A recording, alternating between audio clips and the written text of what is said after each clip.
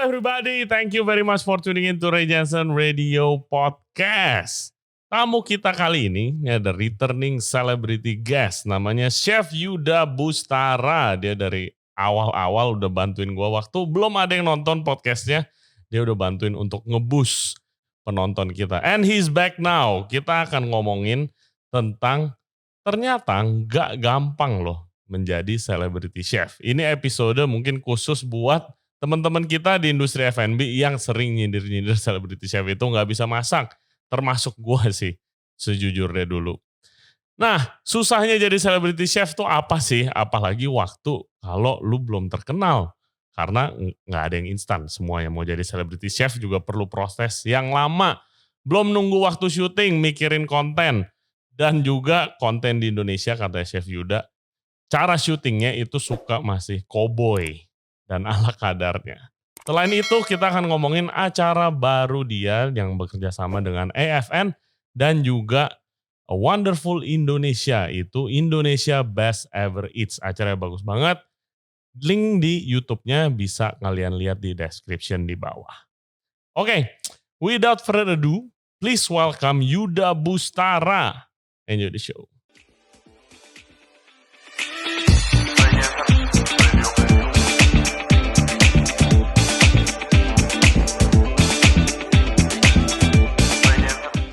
Audionya keren. Iya. Audionya beda dari yang kemarin gua podcast, sekarang udah. Yes, dulu kita podcast pakai barang KW semua, sekarang udah Rode, thank you, tapi belum disponsorin. Welcome back to the show, Chef Yuda Bustara. Ya, boleh panggil Chef, boleh panggil Yuda aja. Yuda, chef dan kulineri diplomat di acara terbarunya, title-nya. Di acara Indonesia Best Eats. Indonesia Best Ever Eats. Indonesia Best Ever Eats. Udah lama gak datang ke sini dari episode 5. Welcome back to the show. Terima kasih sudah diundang lagi. Yes, dapurnya thank you. semakin ramai dan timnya semakin banyak. Amin. Terima kasih, kita sudah berkembang. Thank you guys for your support. Kemarin kita dari Bali. Yap. Seru banget. Diundang sama timnya Locavore, the amazing team of Locavore. Gimana? Lu promoin dulu dong. Kita kan udah dikasih. Jadi kemarin kita diundang sama tim Locavore. Locavore adalah salah satu best restoran di Asia. Yes. Lokasinya di Ubud. Dan kita diundang karena untuk mempromosikan restoran-restoran Locavore. Ada banyak Locavore itu, ada Locavore to go, Locapars, jualan daging. Terus ada Locavore-nya. Ada restoran Nusantara. Nusantara juga ada. Pokoknya ada berbagai macam di Ubud. Jadi kita diundang. Jadi salah satunya adalah foodie trip sebenarnya. Jadi kita diundang khusus menginap di Hotel Komaneka yang bekerjasama dengan Locavore. Yes. What a beautiful hotel. Wah, keren banget. Tapi yang paling keren dari trip ini adalah individu yang diundang sangat berbeda-beda. Ada Ray, ada saya, ada Chef Arnold juga, ada macam-macam. Ada Mbak Ade, ada jurnalis juga, Jet. Dan di setiap orang yang terpilih, amenities di kamarnya beda-beda. Yes, that what makes it so memorable buat gua, the detail. Nanti mungkin dimasukkan juga beberapa klip dari story-story lu. Oh iya pasti. Okay. Kita udah bikin. That's what I'm there for. Cuman lu diundang. Iya, gua pertama kali di endorse. Yes, tadi gua bilang sama lu kan. Gua pertama kali diundang ke acara yang totally free, bahkan dibayarin flight pula. Ya kan, dan tim gue juga ada yang dibayarin flight to produce a show and to promote the event. Ini kan Where Chef Sleep nama eventnya. Yep. It feels weird buat gue. Pertama, that's my first time ever. Pertama kali di endorse. Belum pernah. Itu mungkin gara-gara podcast lu. Yes, of course lah. Yang semakin besar. Of course, thank you. Jadi it feels weird buat gue. Pertama waktu nyampe di itu, yang keluar mobil tuh, kan dijamu kan, ada bar, ada burger, whatever. Terus begitu tahu kan yang datang siapa gitu. Kalau lu gue udah tahu, sisanya nggak mau dikasih tahu sama Chef Ray segala macam. Udah datang aja. Ada Arnold, Bade, ada Eric Kos, ada Kirana, ya kan, ada Jet gitu. Gue pikirnya cuma F&B people from Jakarta gitu kan. Terus habis itu kayak begitu kenalan kan, Arnold udah tahu lah, we know how big he is gitu kan. Lu juga gitu, Bade sama. Terus kayak oke, Eric, gue lihat follower anjing 150.000 bro. Gitu kan. Terus habis itu dari situ semua influencer. Iya, Kirana. Artis. Oh my god, ratusan ribu follower. Celebrity chef gitu. Terus kayak Gue ngapain di sini? Tapi semua orang merasakan itu. Zaman dulu gue diundang Michelin sama 50 Best juga gue merasakan itu. Iya. Kadang-kadang kan gue diundang sama STB, Singapore Tourism Board. Michelin gue Michelin Gala Dinner ngelihat. Di mana waktu itu? Singapura. Oke. Oh lu diundang ke Singapura. Waktu Singapura diundang, waktu di negara lain juga diundang. 50 Best diundang di Australia, di Singapura. Sebenarnya masih diundang terus, kemarin diundang ke Spain, cuman karena COVID jadi gak ikut. Iya. How's that for you? Kenapa? How was that for you? Kalau lu kan udah sering banget Yud kan? Sering. Gue ingat waktu pertama kali kenal kan, kita kenal waktu kita lagi ngelesin masak. Bener. Iya kan, ngelesin masak, terus lu mulai ngonten sampai jadi udah mulai well known. Lu pengalaman pertama waktu lu di endorse itu apa, inget ya? Kayak the earliest day gitu. Karena gue mulai dari belum ada Instagram, mulai dari Twitter ataupun majalah. Dan lu dulu food stylist. Dulu food stylist benar-benar. Mulai dari food stylist, ngerjain TV, Kompas, punya cooking show sendiri. Waktu itu ada Arnold juga. Terus cooking show gue tiba-tiba yang namanya Urban Cook ini dibeli oleh Asian Food Network gitu. Dan baru dikenal secara internasional di situ. Sampai sekarang kali masih di rerun. Masih ada. Kadang-kadang ada di TV lokal Malaysia, Singapura. Kadang di airport. Kadang-kadang di airport. Kadang-kadang di Garuda juga ada. Jadi memang dikenalnya secara beruntung. Dan karena gue juga suka banget sih show itu. Karena show itu hancur banget menurut gue. Hancurin what way? Gak ada konsepnya. Jadi semua market itu bisa melihat anak-anak suka, bapak-bapaknya suka. Satu keluarga bisa nonton itu dan bisa belajar masak. Pokoknya konsepnya itu kayak lu masak dengan tool minim gitu kan. Dengan tool minim, dengan urban gadget. Cuman banyak banget gimmicknya. Tiba-tiba ada gue yang masuk ke blender lah. Tiba-tiba ada yang gue liputan ke petani lah. Jadi benar-benar konsepnya emang bagus sih menurut gue. Cuman ya sudah lama. Jadi kita harus berubah konsep. Ya jadi Urban Cook itu memang membuat gue terkenal. Sampai akhirnya gue menjadi host Iron Chef juga kan.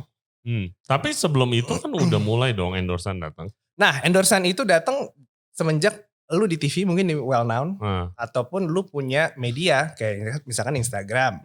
Ataupun YouTube kan gue dulu di YouTube salah satu yang awal-awal lah. Part of Kokiku TV lah. Jadi memang besar. Jadinya memang orang banyak yang tolong dong endorse bareng gue buatin kontennya di YouTube lo gitu. Jadi lu kalau misalkan mau di endorse ya lu harus punya medianya dulu. Lu mau jual di mana gitu. Lu tidak bisa kalau tidak punya media ini. Kayak lu kan podcast. Berkarya.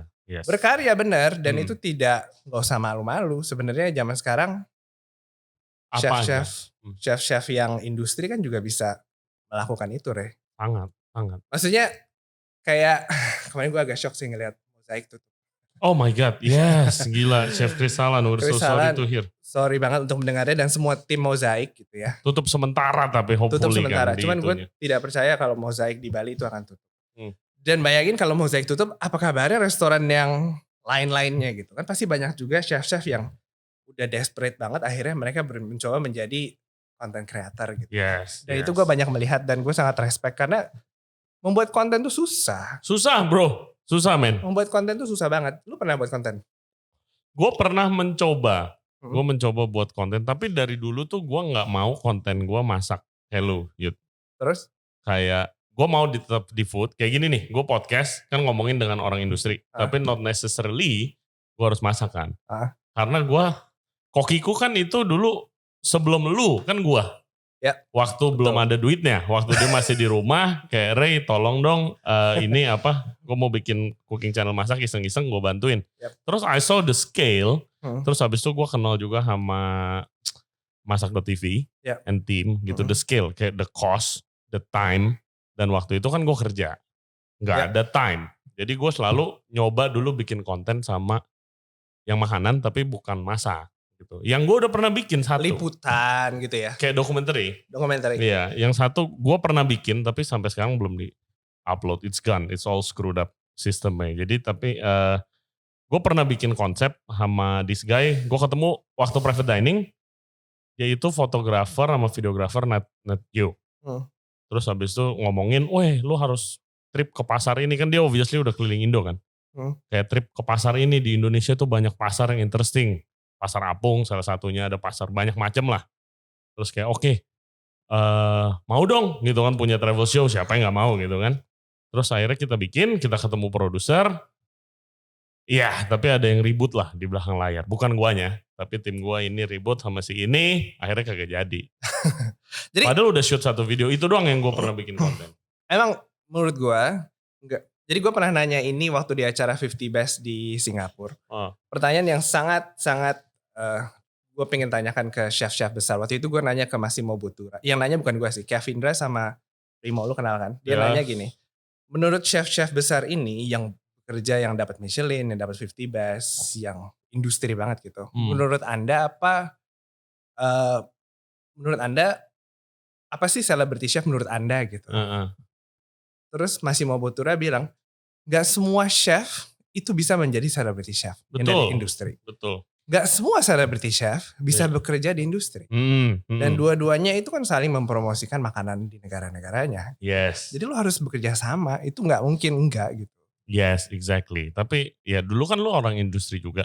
Betul. Yeah. Menurut gue yang dibutuhkan orang di Indonesia adalah celebrity chef yang punya background industri dan punya Gak usah sekolah ya, gak usah sekolah di LCB. Yang penting punya pengalaman industri gitu pengalaman masak. Jadi apa yang diajarkan di YouTube atau di media, at least bener lah. Dan terpakai di industri. Terpakai, itu resepnya nanti bisa berguna bagi buat orang usaha, bisa berguna buat masyarakat. Soalnya kalau lu Google risotto di YouTube Indo, yang keluar itu ada orang masak pakai beras basmati dikasih keju cheddar. Iya. Disebut itu risotto keju gitu. Kan kasihan maksudnya, nanti jadinya misleading. Ya itu bener selera sih, cuman kalau itu dilihat orang Italia itu jadi misleading information. Yes, tapi kalau masakan Indo gua rasa mah banyak Yud yang udah chef yang pengalaman, masakan Indo gak apa-apa. Yang bikin YouTube aja, not necessarily productionnya high quality kayak video lu ya gitu ya. Iya. Terus benar. Bukan berarti bisa dibilang celebrity chef juga dia, tapi kayak yang bener. Kayak modal, tapi mayoritas modal 10.000 bisa jual 30.000 gitu, untung besar nih resepnya gitu. Sekarang malah inspirasi gue adalah ibu-ibu yang kameranya pakai HP jadul gitu dan masaknya di warung-warung kayak di desa-desa gitu dan makanannya otentik banget gitu. Itu yang gue suka sih. Yes. Nah pertanyaan gue tadi yang gue mau tanya, waktu lu di industri lu sempet gak kayak ini celebrity chef gak bisa masak gitu? Sering banget, pasti, itu pasti. Itu ada konotasi di Indonesia celebrity chef gak bisa masak gitu. Tapi yang seperti gue bilang tadi, tidak perlu approval siapa-siapa, karena setiap pekerjaan itu kan beda-beda. Oh, it's totally different. Totally different. Jadi jangan pernah, gue pernah lihat sih, contohnya ya adalah chef salah satu restoran di Union ya. Gue sebutin ya. Gak mau sebut namanya, restoran disebut. Grupnya. Ya gue kenal baik dan dia waktu itu syuting untuk brand gitu. Dan dia capek bilang ke gue kayak, gila nih syuting kayak gini ya, capek banget, gue gak mau lagi gitu. Iya, of course. Dan itu yang gue rasain juga men. Banget. Itu yang gue rasain juga, gila capek banget Yud. Jadi yang si chef itu tadi syuting konten dan dia baru merasakan capeknya syuting konten. Exactly. Itu bener sih, gak semua orang bisa syuting di depan TV. Walaupun jago banget nih Michelin, cuman pada saat masak di depan banyak orang belum tentu bisa. Gue struggle-nya itu the waiting. Iya, approval. The waiting sama harus ngulang-ngulang angle-angle-nya kalau masak gitu kan. Satu lagi pembawaan. Gak biasa di depan kamera. Betul. Kan lo harus menganggap kamera itu kayak kamera ini listener lu atau viewer lu gitu kan. Benar. Ya. Jadi memang masak depan orang dan lu masak sambil ngomong itu beda lagi. Sambil menjelaskan apa yang dimasak. Tapi karena gue memang, dulu gue suka banget demo di supermarket gitu Rey. Dulu gue ingat banget gue dibayar 300.000 untuk demo di Bogor. Rumah gue di selatan dan itu abis itu pulang gue demoin itu frying pan gitu, bukan frying pan yang non-stick gitu atau some frozen food gitu biasanya. FMCG brand sih kayak makanan yang dijual di minimarket lah. Ready to cook lah. Ready to cook ya. 300.000 terus gue pulangnya beli Starbucks abis 250.000. Lifestyle-nya belum menunjang pekerjaannya. Belum menunjang pekerjaannya, tapi emang dari situ dan gue suka banget. Yang membuat gue banyak inspirasi adalah saat dealing dengan ibu-ibu ini. Ibu-ibu ini kan kayak tektokan terus kan. Iya. Lu bisa ngelihat celebrity chef itu jago apa enggak pada saat dia tektokan. Masak sih gampang. Pada saat ditanya, Pada saat ngobrol di depan media, saat menjawab pertanyaan media, kalau dia bisa itu berarti dia emang benar-benar Coba jago. kasih kita contoh. Contohnya misalkan, pasti pertanyaannya seputar misalkan lo lagi masak ayam.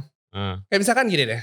Iya. Chef, ini gue lagi demo banana smoothie. Okay. Chef, saya gak suka pisang chef. Boleh gak diganti buah lain?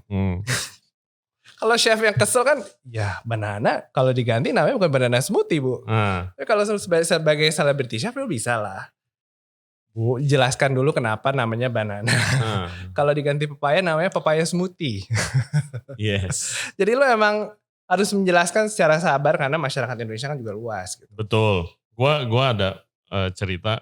Gua di hire sama dibayar 300.000 juga. Di hire, lu tau yang FHI gitu kan, Food Hotel Indonesia yang demo. Food Hotel. Bazar besar ya kan, exhibition.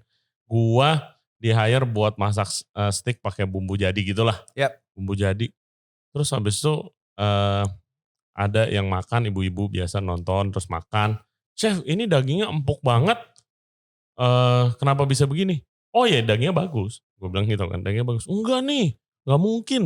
Saya masak gak sempuk ini. Pasti ini rahasia ya yang gak boleh kita semua tahu. Gue kesel sih. Maunya apa sih? Gimana sih orang itu jualan di situ buat jualan produknya ya? Ya mungkin. Ya banyak lah. Jadi celebrity chef itu memang harus pintar menjual produknya pastinya. Apa yang lagi dia maukan. Bisa membuat konten. Dan itu benar-benar beda dari chef-chef industri. Oh tapi beda. Zaman sekarang gue melihat chef industri yang organisasi-organisasi gitu kayak mereka mulai buat karena konten. Especially now, kalau lu nggak ada platform di sosial media nggak ada suara. Betul, iya, betul. Jadi betul. Memang jangan saling menuding, tapi saling mendukung karena satu sama lain saling membutuhkan. Exactly. Dan kalau kayak gitu ya lu bisa dimulai dari TV lokal, TV internasional, kalau bisa bahasa Inggris. Ataupun bisa mempromosikan masakan-masakan Indonesia gitu di luar. When is your big break? Do you remember? Kayak apakah pada saat cooking show-nya masuk ke EFN sih sebenarnya. Tapi dulu kan gue pernah nanya, lu gak dapet duit sebenarnya di situ kan? Tapi lu dapet terkenalnya. Ada exposure-nya, tiba-tiba kan lu dapet endorsannya mulai dari barang-barang internasional. Kayak misalkan ya Vitamix lah dari US atau dari Australia gitu. Gokil. Atau enggak brand-brand yang ada di Singapura. Susahnya kalau misalkan lu punya acara di Asian Food Network, lu harus bisa brandnya itu yang ada di negara tersebut. Percuma juga lu pakai brand Indonesia, cuman gak dijual di Singapura gitu kadang-kadang. Kadang-kadang Discovery maunya, lu maunya pakai brand yang ini. Ada spesifik brand lah. Oke. Terus how does it works? Lu syuting di FN, sekarang konten lu, tapi lu di sini. Dan lagi pandemi. Pada saat pandemi susah syutingnya, jadinya di dapur gua yang mini itu, gua hire. Oh yang mini dari mana? Yang gua hire orang-orang yang gua kenal, dan kita syuting dari rumah, lalu dikirim raw filenya ke Singapura. Singapura akan ngedit, nanti Discovery akan nyiapin semuanya. Oke. Ngeditnya. Oke. Terus sekarang lagi ada yang up and coming? Up and coming adalah udah bisa ngomongin belum? Udah sih sebenarnya yang up and coming itu yang dari pemerintah juga sih sebenarnya. Apa? Indonesia Best Ever Eats sebenarnya. Oh yang itu? Isn't that the full video? Ya benar. Jadi dijelaskan dulu mungkin ya Indonesia Best Ever Eats itu apa? Indonesia Best Ever Eats itu adalah acara yang ada di Discovery Travel, bisa di Food Network, bisa di Asian Food Network, apa aja itu. Yang penting di bawah under Discovery. Mempromosikan masakan-masakan Indonesia yang ada di negara-negara yang turisnya belum terlalu mainstream. Di kota-kota. Di kota-kota. Di kota-kota yang undiscovered. Bukan undiscovered, maksudnya pemerintah pengen turis-turis luar itu datangnya ke sini. Which is kotanya tuh macam-macam. Jadi sebenarnya ada Toba. Pokoknya pesona wonderful Indonesia itu kan macam-macam. Salah satunya yang lagi pengen dipromot pemerintah, nih gue sebutin aja ya. Yeah. Ada Danau Toba, Belitung, Tanjung Lesung, Pulau Seribu, Candi Borobudur, Mandalika yang lagi balapan, Gunung Bromo Tengger, Wakatobi, Labuan Bajo, dan Morotai.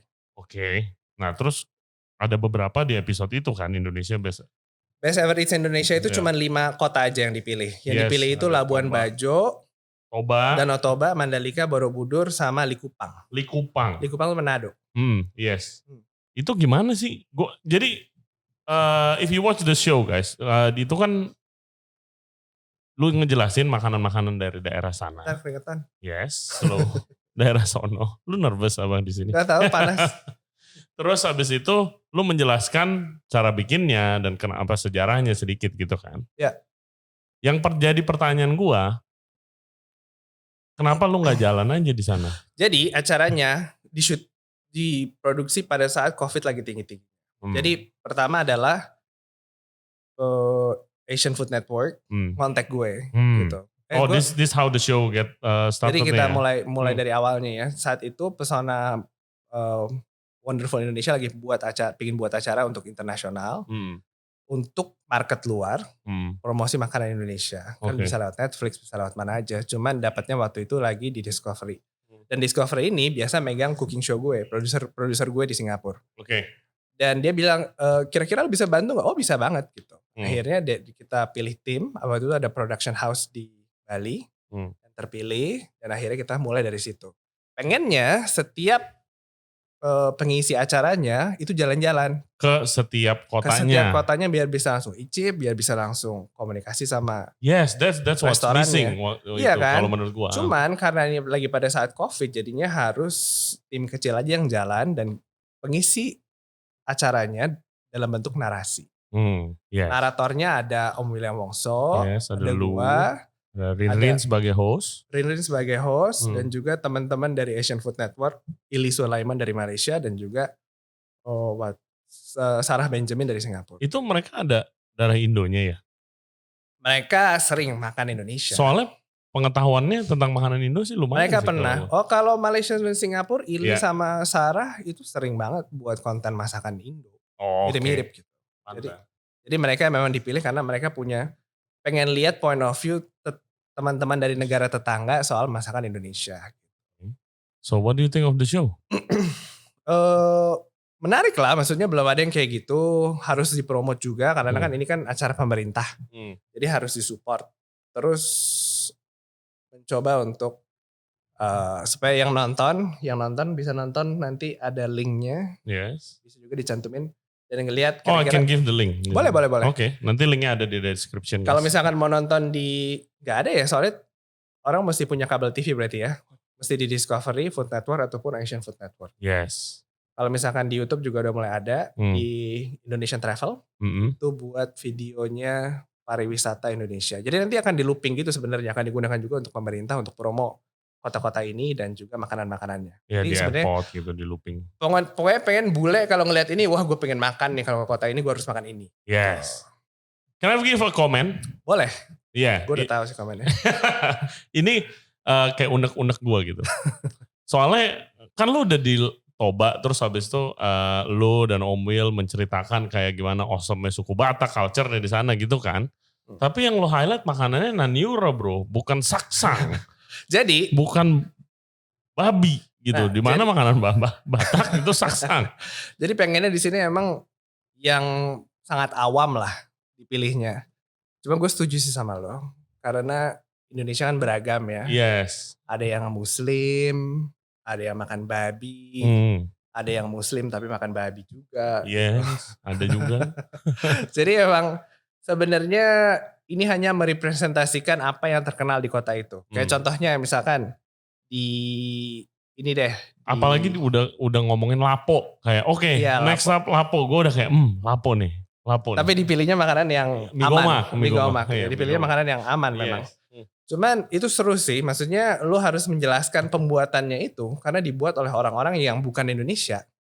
Ini ribet banget. Jadi yang riset itu Tria sebenarnya. Jadi Tria orang Indonesia. Maksudnya, ntar dulu si orang Discovery ini bilang, kan pertama gue pilih menunya. Terus dia kalau misalkan, apa sih, Danau Toba tuh ada Naniura. Terus kan Naniura kan gue tulis di situ, itu pakai golden fish, pakai ikan emas gitu. Terus dia ngirimin Discovery, tiba-tiba ngirimin email ke gue, ini lu beneran lu makan Finding Nemo ini? Dikirimin foto ikan Finding Nemo. Bukan kali. Jadi orang-orang bule itu benar-benar awam dengan makanan Indonesia. Pada saat gue bilang goldfish ini, Bukan yang Finding Nemo. Oh, ikan mas. Udah. Oke. ASMR. Audionya bagus. Jadi si ikan mas ini ya gue harus menjelaskan ke mereka ikan mas yang kita gunakan tuh yang dari Danau Toba. Gambarnya gini. Itu ribet banget. Ngejelasin makanan Indo ke luar negeri itu benar-benar kayak ngomongin makanan ke anak-anak memang harus diulang lagi. Naniura apa, terus nasi jagung tuh apa, di Lombok ada apa. Jadi supaya amannya mereka meng-hire researchernya adalah Tria Femina. Oke. Supaya acara ini tuh legit dan juga apa yang diomongin tuh benar-benar otentik. Dan pemerintah juga nyaman untuk mempromosikan makanan ini. Yes, kalau authenticity-nya sih I think it's really good. Very authentic. Very authentic. Itu juga di-approve sama Om Will pastinya. Oh ya udah pasti. Pastinya Om Will pilih yang ini. Jadi udah aman gitu. Out of all the places di show-nya, lu udah kesana semua? Sudah kesana semua? Itu ditanya sama Discovery, lu udah pernah nyobain semuanya belum? Ada makanan yang belum pernah gue coba di tempatnya, tapi gue udah pernah coba di Jakarta. Gitu. Enggak, lu udah pernah kesananya belum? Belum pernah ke Likupang. Oke. Yang berarti soalnya gue mau nanya yang paling lu suka tuh di mana gitu. Kalau itu gue bilang ke Discovery, gue orang Jawa, jadi gue harus megang Borobudur karena sangat related. Oke. Dan mereka juga masukin story tentang gue dan bokap gue makan gudeg lah, apalah. Iya, itu di mana sih? Ada gue nyanyi Batak itu Yujum. Gue belum pernah loh ke Jogja loh. Oh belum? Banyak, ada Yujum, ada. Gue cuma tahu yang dari itu apa? Yang terkenal kayak gudeg Mbah Lindu kemarin yang. Lu sebenarnya harus ke Jogja sih. Iya. Untuk explore. Makanan Jawa itu beda banget sama makanan Jawa di Jakarta, makanan Jawa di Solo tuh beda, makanan Jawa di Jogja beda juga. Yes, gue udah sempet ke Magelang kemarin, temen gue weddingan. Dan ya gue nyobain ya the real gudeg sih buat gue ya. Biasa kan iya gudeg. Yang paling enak buat gue di Jakarta tuh dekat rumah sini ada gudeg Ibu Ari, shout out. Nah itu paling enak. Nggak ada apa-apanya sama gudeg yang kemarin gue coba di Magelang sih. Oh ya? Yes, very beda-beda. Nice. Gudeg tuh beda-beda. Ada yang kuahnya basah, ada gudeg kering. Jadi kalau lu ke Jogja ya, lu akan lihat beberapa perbedaannya. Gitu. Yeah. Jadi makanan Indonesia beragam lah. Sama yang gue paling amazed, itu ya Naniura awal-awal. Naniura itu sangat bisa dipromosikan. Waktu itu Om Will yang mempromosikan di Indonesia Best Ever Eat. Om Will bilang ini bukan sashimi, ini adalah ceviche gitu. Yes. Sashimi kan ikan mentah dipotong dimakan gitu. Ceviche kan ada bumbunya dimarinasi terus matang. Ya gitu. Terus gue amazed ya itu ikan air tawar bro. Ya, Toba. Iya. Dari benar-benar dari Toba. Mungkin higienisnya sih yang gue pertanyakan. Kalau ikan air tawar biasanya terus sama bawah tanah gak sih biasanya? Karena mungkin bumbunya itu bisa nutupin baunya kali ya. Oke. Gitu Re. Yes. Itulah Indonesia Best Ever Eats. Jadi acara pemerintah yang harus disupport juga untuk mendukung Wonderful Indonesia, Pesona Indonesia. Harusnya itu sebenarnya acaranya lama sih. Harusnya acaranya itu ditayangkan sebelum pandemi. Cuman, original plan-nya tuh itu. Ya kan maksudnya orang ngeliat terus orang tertarik dan mereka bisa langsung datang. Oh iya dong. Iya Cuman nanti mungkin akan di rerun ulang, jadi akan terus diulang-ulang. Jadi siap-siap aja kalau misalkan ke airport, ke pesawat akan lihat lagi dan lagi. Karena itu emang tujuannya adalah untuk mempromosikan Indonesia di kancah dunia gitu. Apalagi Pesona Indonesia. Jadi itu akan nanti masuk ke program pemerintah yang lain, namanya Spice Up the World. Oh, apa itu programnya? Lu gak pernah dealing sama pemerintah ya? Enggak pernah gue lah, gila. Enak kalau kerja sama pemerintah, jalan-jalan. Yes. Spice Up the World, is it a travel show lagi? Enggak, Spice Up the World itu adalah program pemerintah untuk mengirimkan rempah-rempah Indonesia ke dunia. Oh itu gue pernah dengar dari Chef Ragil. Iya benar, Chef Ragil, Om Will, itu I think part of the program. Iya. Gitu. Jadi intinya nanti pemerintah akan mencoba mengirimkan rempah-rempah yang ada di Indonesia. Bisa via Garuda juga katanya. Oh finally, yes. Kita gak mau kalah sama negara Thailand gitu ya. Dan juga nanti pemerintah akan support restoran-restoran Indonesia dengan menggunakan rempah-rempah itu supaya rasanya lebih otentik, lebih medok gitu di seluruh dunia. Yes, I heard. Kalau itu I heard. Susah banget. Misalnya ke New York ya, itu restoran yang Indonesia banget itu paling cuma 2. Gitu. Kalau misalkan ke Europe paling kota-kota besar gitu. Australia juga sedikit. Iya. Jadi emang harus ada banyak. Biasa belanja bumbunya juga di toko Thailand bro. Itu dia. Iya biasanya. Waktu gue di sana butuh apa. Atau bahkan lu beli nasi goreng rendang tapi makannya di restoran Malaysia atau enggak Vietnam biasanya kan gitu. Iya. Karena nggak di kota itu nggak ada restoran Indonesia misalkan. Iya, kemarin itu Chef Ragil sempet bilang ke gue kayak off the air sih bilangnya kayak, Ray, lu nggak pengen buka restoran Indo di mana di luar negeri? Gue bilang ya pengen lah. Siapa channelnya nggak ada tapi dia bilang nih, oh ini lagi ada program pemerintah nih. Bagus banget itu jadi chef-chef muda yang mau buka restoran. Saatnya minta ke pemerintah sekarang dikasih budget. Oh, linknya tapi nanti tinggal di sana. Linknya nanti DM Chef Yuda. Jangan tanya pemerintah, tanya Bapak Sandi langsung. Jadi gitu, jadi ya banyak lah program pemerintah. Jadi jangan pernah berpikir juga pemerintah tidak mendukung makanan lokal. Banyak sebenarnya. Especially now sih. Especially now, sangat. Karena timnya semakin open minded maksudnya. Ada Om Will juga. Om Will tuh sangat mensuarakan. Ada Mbak siapa namanya? Macam-macam lah. Ya. Macam-macam orang yang pingin makanan Indonesia itu mendunia. Yes, finally. Lalu mulai kerja sama pemerintah gini gimana? Mulai kerja sama pemerintah sering banget gue demo untuk ibu-ibu PKK, pemerintahan. Kemarin juga sama ke India sama Dubes Indonesia di India di Delhi masak culinary diplomasi. Jadi gue makanya bisa menaruh title culinary diplomat. Karena gue lebih banyak kerja sama dengan pemerintah juga untuk mensupport acara gue di Asian Food Network itu adalah mempromosikan masakan Indo. Jadi secara otomatis gue adalah representasi adalah untuk mempromosikan masakan Indonesia. More or less you're a diplomat now gitu kan. Culinary diplomat. Boleh gak jelasin what is a culinary diplomacy? Culinary diplomasi adalah biasanya kalau lu diundang pemerintah untuk acara diplomasi, lu adalah yang, jadi biasanya pemerintah tuh suka berhubungan dengan negara-negara, kayak misalkan kemarin di India adalah hubungan 60 tahun hubungan Indonesia-India. Gitu. Nah nanti diplomat Indonesia di India membuat acara dinner biasanya, dan di situ biasanya diundang chef-chef untuk masakin semua tetamu. Chef dari Indo. Itu bisa Prime Ministernya diundang, bisa Presiden Jokowi juga ada di situ gitu. Jadi dengan tujuan mempromosikan masakan Indonesia dan juga pasti mereka ngobrolin tentang hubungan-hubungan apa lagi yang bisa dikembangkan dari dua negara tersebut. Gitu. Yes, karena kalau di track ya ujung-ujungnya kan ekonomi kan dan perdagangan. Ekonomi, gitu perdagangan, import ekspor. Iya, import gitu. ekspor. Dan gitu. Pasti itu bisa, kalau sebagai pemerintah ya, sebagai diplomat, lu pasti kan promosikannya dari makanan dulu. Yes, of course. Contoh mentega dan krim lah yang kita udah pakai semua Elenvir gitu kan dari Prancis.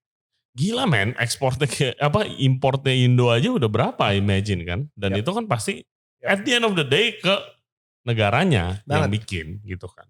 Jadi memang diplomasi makanan itu penting. Salah satu yang penting di hubungan internasional gitu. Yes. Jadi bisa disebut culinary diplomat. Jadi emang kalau ditanya agak bingung sih. Lu kerja di mana sekarang? Restoran lu apa gitu? Iya. Next question, kesibukan lu apa? Kalau ditanya, saya lagi sibuk. Berhubungan saya masih membuat resep. Gue tuh menjual resep sebenarnya. Menjual resep gimana? Menjual resep ke brand. Jadi ada brand ngontak lu? Ngontak atau enggak sebuah perusahaan yang bekerja di bidang makanan. Mereka pengen buat resep-resep apa untuk restoran bisa. Atau enggak misalkan lu lihat serial terus ada resepnya. Itu ada foto gue, ya udah itu resep gue berarti. Dan gue bisa mendapatkan royalti atau beli putus gitu. Oh nice banget tuh. Iya yang kemarin sekarang, lu kasih gue yang ice cream. Ice cream juga, Veluto Gelato. It's a really nice ice cream, especially the mango one. Itu favorite gue. Gue lupa bawa lagi, gak bisa dipromoin. Tapi saya jualan ice cream juga, Veluto Gelato. Itu adalah salah satu bentuk, saya suka banget makanan sehat. Jadi gue pengen menyehatkan Indonesia dengan membuat gelato yang paling sehat. Rendah gula, rendah lemak. Sebenarnya gulanya dari gelatonya aja. Ada granolanya juga karena gue suka banget oatmeal. Jadi bisa dicoba kalau misalkan suka makan yang dingin-dingin tapi yang sehat. Susah ya promosiin sehat tapi at selamat the same buat time. Off meat-nya. Oh thank you. Thank you very much. Gue promosi juga, gue punya daging plant-based protein kemarin. Jadi Ray Jensen ini saya kenal udah lama. Dulu sukanya makannya babi. Sampai sekarang. Tapi dia jualannya daging vegan namanya Off Meat. Baru launching kemarin ya? Baru launching. Thank you very much for your support. Ya guys, jadi kalau restoran atau bisnisnya perlu coba mau nyobain plant-based protein yang lagi mungkin ngetrend dan hopefully bisa jadi lifestyle, please contact me. Ntar kita schedulein workshop. Thank you loh, jadi lu yang promosiin aku bro. Emang the best celebrity chef. Jadi, enggak soalnya bokap gue vegan, jadi bokap gue belum nyobain punya lo, tapi nanti bolehlah nyobain. Yes, nanti kita kirimin. Dan gue juga dulu kembali ke Jakarta kan karena mensupport bisnis bokap gue. Yes, waktu itu vegan restoran. I remember. Zaman dulu gak ada itu Off Meat ataupun kayak Burgerins gitu gak ada. Ya bisa dibilang Helga sama Max, lo kenal gak sih Helga sama Max? Belum ya? Dari Burgerins? Belum. Gue pernah kenalan, I think, tapi nggak gitu kenal. Karena mereka salah satu pelopor yang membawa semuanya ke sini. Jadi congrats to Helga and Max. Semoga diundang di podcastnya supaya bisa menjelaskan.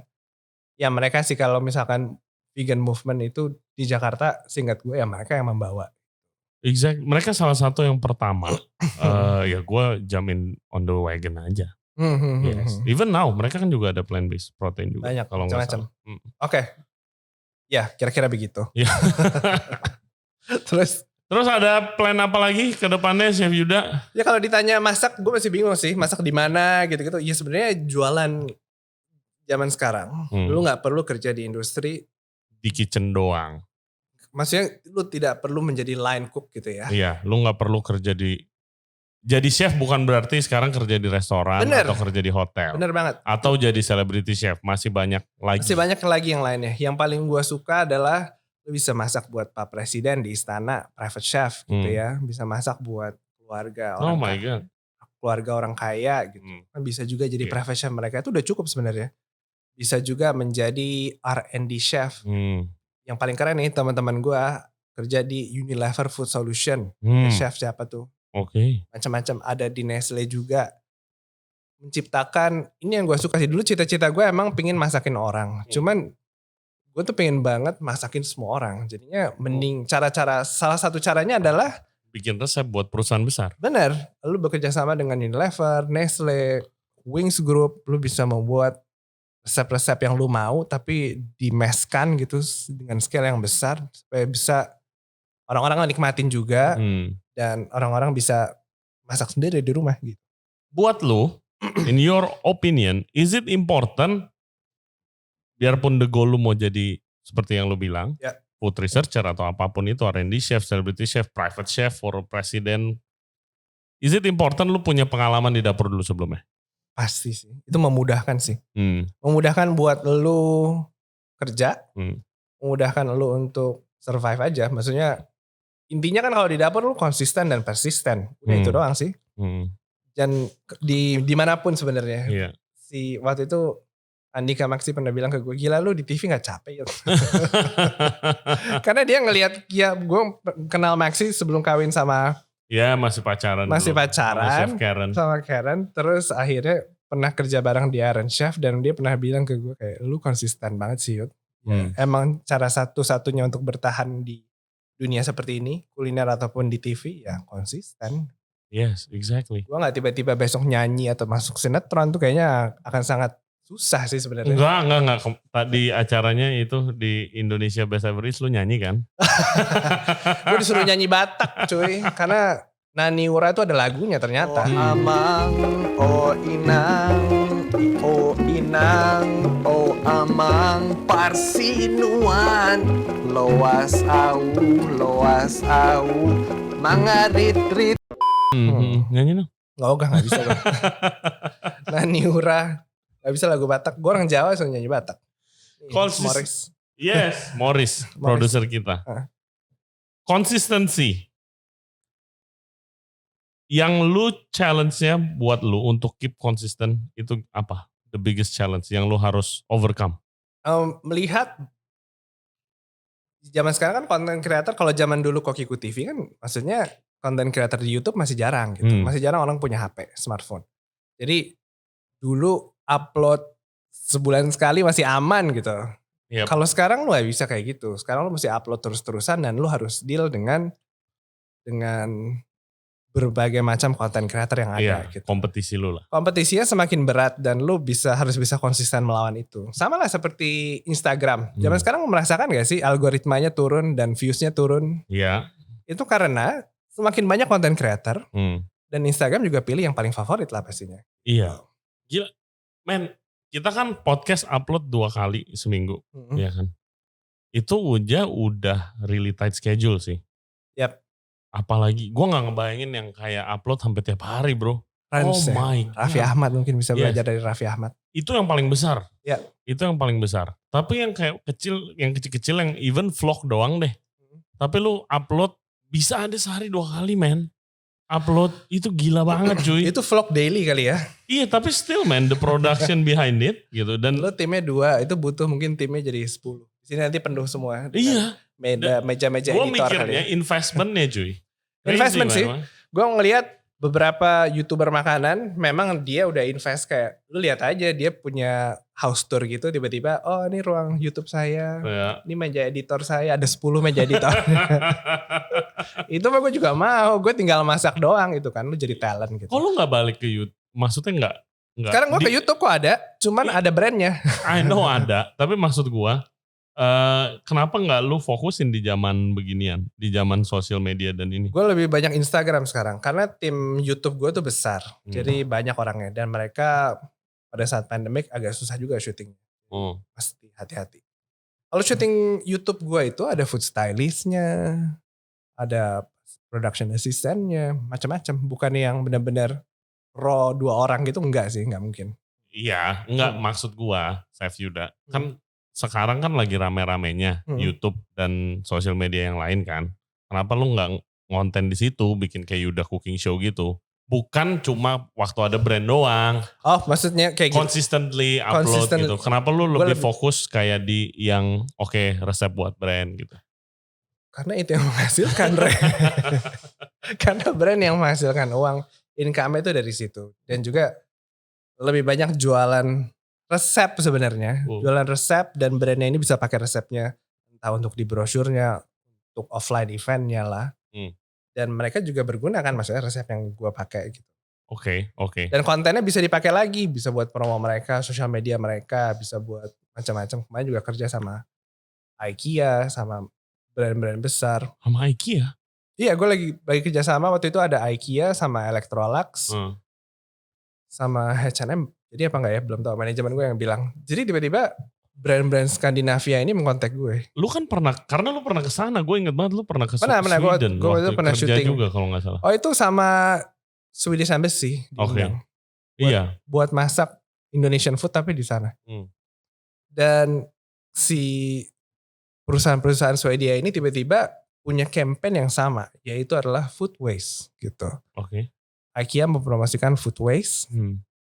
Jangan dibuang, pakai box IKEA untuk menyimpan sisa makanan. Electrolux juga punya kulkas yang bisa mempertahankan kesegaran makanan selama 7 hari. Jadi memang si Skandinavia ini lagi promosi, ini apa ya sebutannya? Pemerintahan kali ya? Ya programnya. Program pemerintahnya adalah food waste atau sustainability aja. Jadi memang that's huge. Itu yang dibutuhkan sekarang sih sebenarnya. Harusnya semua brand ikut itu. Iya, kalau ngomongin food waste. Gue harus ngomong sama siapa ya kalau yang mau ngomongin podcast a deep dive into food Zero Waste Indonesia. Kemarin tuh Electrolux bekerja sama dengan Zero Waste Indonesia. Zero Waste Indonesia ya.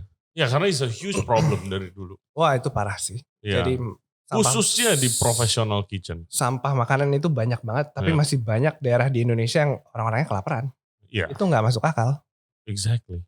Itu kurang diputar aja. Jadi si campaign brand-brand ini ngundang gue untuk menciptakan kayak kemarin gue buat sisa tempe goreng dirubah jadi tempe wrap ataupun IKEA.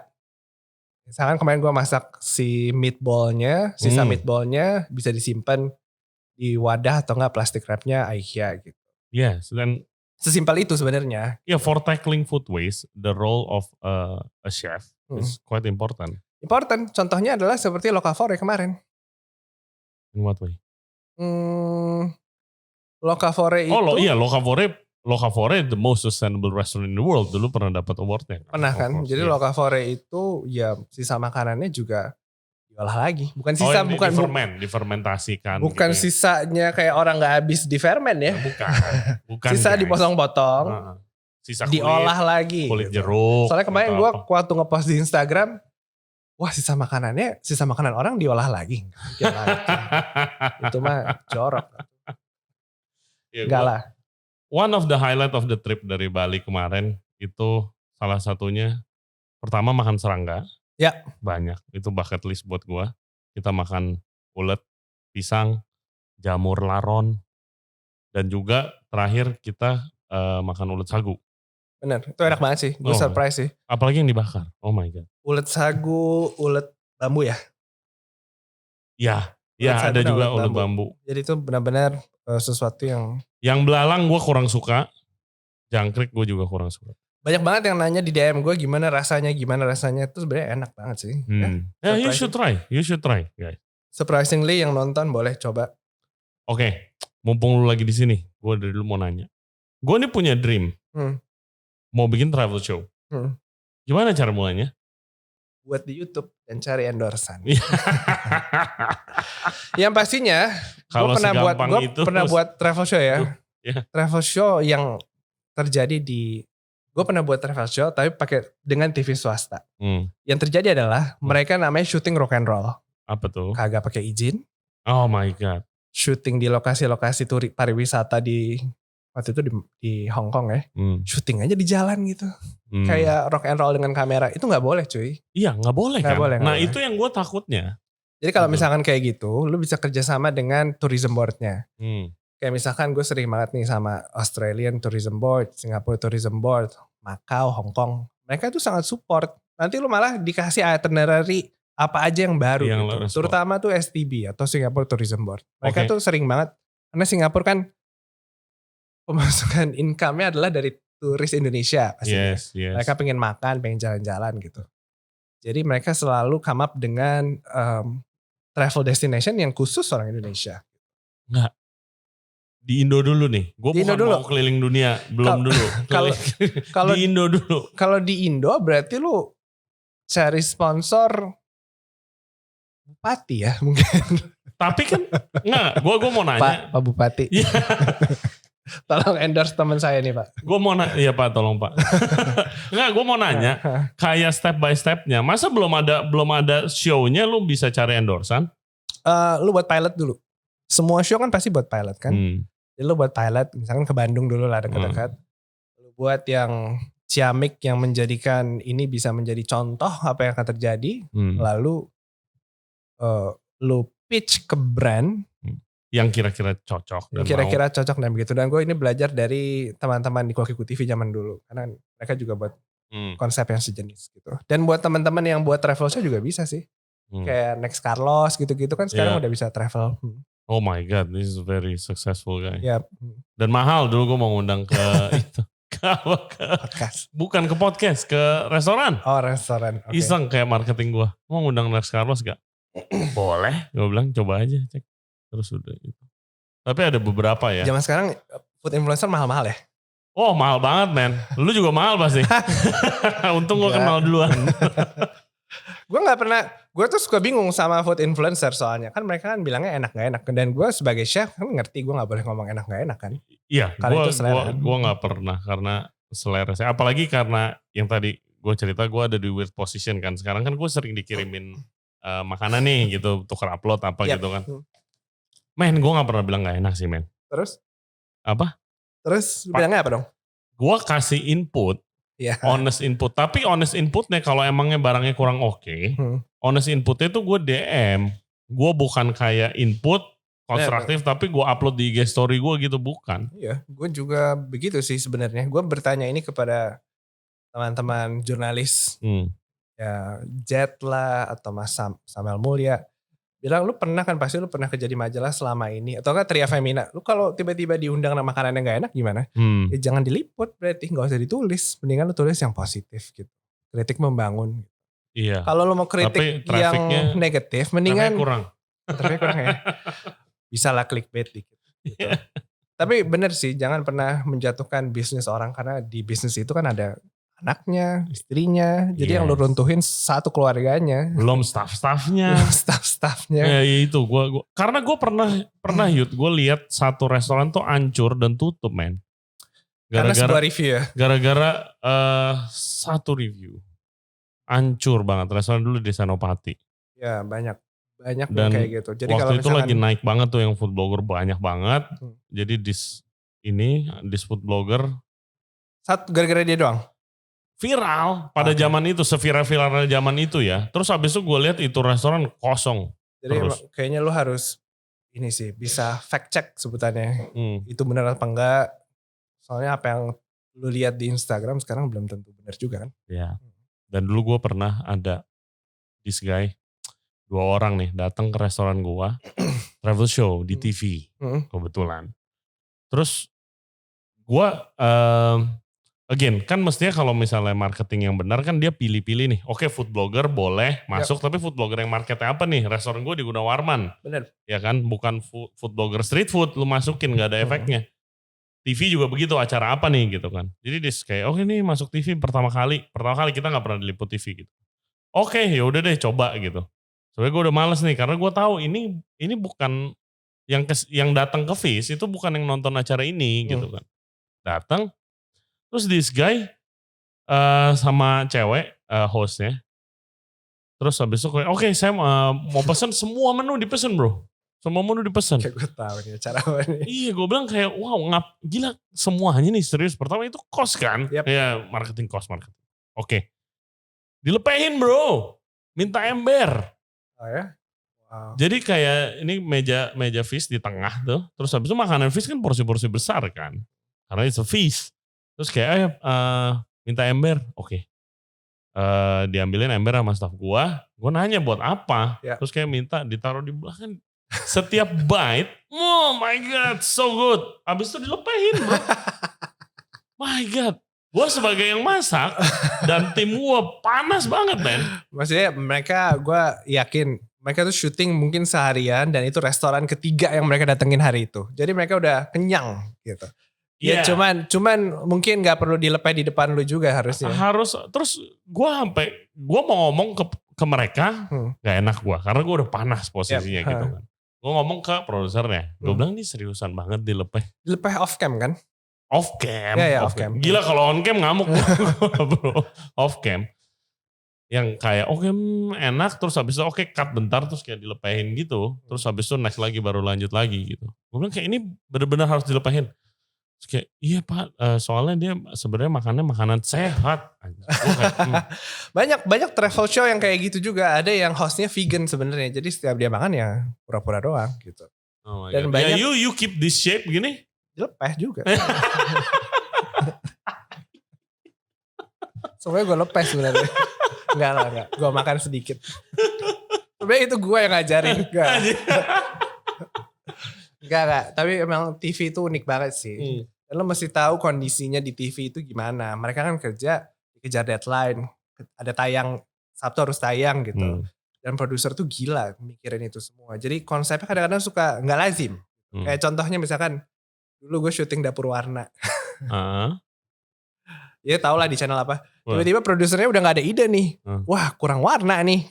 Karena Dapur Warna. Jadi harus ada warnanya. Padahal itu gue masak spaghetti. Bolognese ya udah lah ya. Ngomong ceritanya juga udah kacau banget. Ini 10 tahun yang lalu ya teman-teman. Jadi spaghetti bolognese ya harusnya oregano lah. Tapi si tim gue tidak bawa oregano. Kita lagi syuting di luar kota pegunungan. Ada rumput. Gimana kalau kita pakai rumput aja sih? Ijo chef. Ya gitulah kalau kerja di TV begitu. Kadang-kadang suka ajaib. Dan kalau misalkan yang di posisi gue itu adalah Michelin chef, itu udah bunuh diri itu chef. Oh my God, tapi orang Itali. Begitulah yang terjadi di TV Indonesia. Jadi makanya kalau di YouTube buatlah konten yang baik gitu. Iya itu yang lu bilang beda. Syutingnya banyak yang rock and roll. Kalau di sini. Banyak banget nggak minta izin gitu. Cuman kan gue pernah merasakan. Lu pernah dong sebagai talent lagi syuting, ini ada izinnya gak gitu? Ada, cuman gue jadi berbeda. Sekarang gue ikut kan gue ada 2 manajemen. Manajemen gue ada yang di Singapura untuk dealing brand-brand di luar Indonesia dan juga ada manajer di Indo. Gitu. Yeah. Dan kalau gue kerjasama dengan Asian Food Network, apapun yang ada di TV di show itu semua harus ada izinnya. Mau lu datang jam berapa harus tepat waktu. Yeah. Izin syuting di Orchard Road ya harus ada izinnya gitu. Ya, oh my god.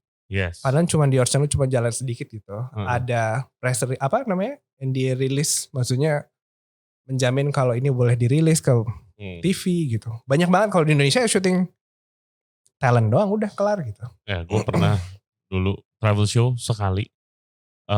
Not really travel show, it's a documentary. Waktu timnya, kan gue diundang masak di Tomorrowland. Belgium. Wow. Waktu itu, tahun berapa gue lupa, 4 years ago. Terus ada timnya ke sini. Oh iya gue lihat video. Iya, keren. Jakarta. Di sini ya? Untuk hari-hari gue. Discover hari-hari gue. Bukan discover tentang makanan Jakarta. Gue udah tawarin nih. Lu mau discover Jakarta kan, gue tawarin nasi Padang ini yang kayak apa sih ngomongnya, sinematografinya tuh keren gitu kan, bawa piring banyak apa kayak gitu kan. No, just your daily activities gitu kan, karena ini tentang elu bukan tentang Jakarta. Oke. Di rumah. Jadi gue masak di rumah pertama, bikin nasi tumpeng karena Indo. Terus ya gue syuting ke Pasar Puri sini dekat rumah gue, dan dia nggak pakai izin bro. Gue udah bilang bikin izinnya kan. Produksinya orang Indo? Orang Belgia. Orang Belgia? Iya. Oke, terus? Jadi dia bilang sama gue udah kirim email. Ya of course gak bakalan dibalas sama kirim email ke orang Pasar Puri gitu ya. Begitu gue masuk kamera, security, preman dan apa tukang parkir, itu pada ngerumunin gue bro. Dikira gue bosnya kan. Itu syuting gak pakai apa sebutannya kalau orang lokal yang membantu? Aduh. Fixer. Gitu. Gak ada, itu gak ada fixernya. Gak bisa salah itu. Oh my god, langsung dikerumunin. Nah ini ada izinnya gak apa-apa segala macam. Akhirnya gue digeret ke kantor. Izinnya cuma 100.000 bro. Tapi kayak harus seribet itu gitu. Gila banget men. Ya benar, lo harus izin sih. Banyak banget syuting. Gue bingung sih kalau syuting YouTube tuh sekarang gimana ya. Karena banyak banget yang terjadi. Gue sering lihat banyak kan komedian kalau misalkan diundang ke Singapura, tiba-tiba dia cooking demo di mana, itu tuh gak bisa. Lo tuh harus ada travel visa itu, working visa jatuhnya. Jadi ada.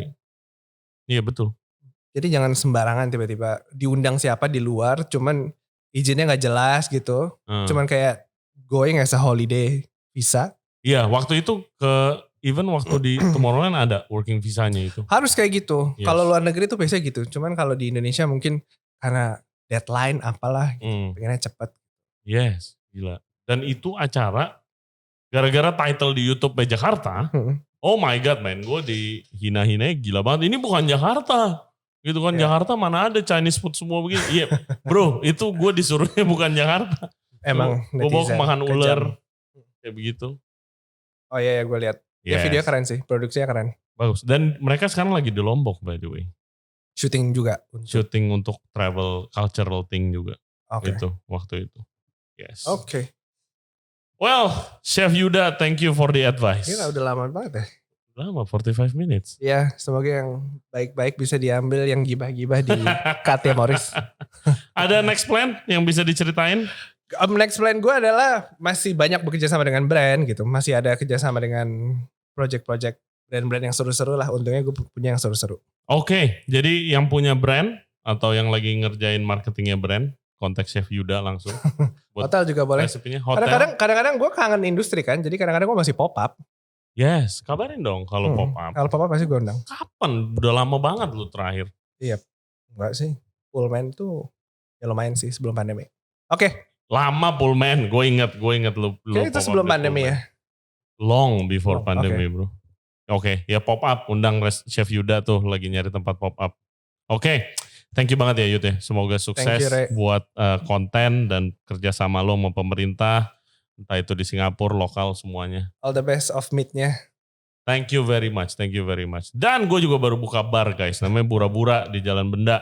Oh itu punya lu ya? Yes. Oh iya. Oh lu udah lihat? Udah lihat di Instagram, keren banget. Itu bar Jepang. Yes, nanti lu gue undang. Kita lagi undang family and friends. Yes. Oke. Thank you very much guys for listening and watching our podcast today with Chef Yuda Bustara. Jangan lupa subscribe di Ray Jensen Radio Podcast. Kita ada di YouTube, Spotify, Apple Podcast, Google Podcast, dan juga Anchor App. Support whatever Chef Yuda is doing.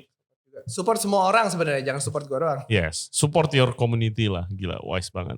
Oke, stay safe, stay healthy. Kalau ada kritik dan saran, boleh langsung di komen atau di Instagram Ray Jensen Radio. Oke, thank you very much. We'll see you next time. Bye-bye. Bye. Bye-bye. Gila, audionya bagus. Thank you bro. Terima kasih.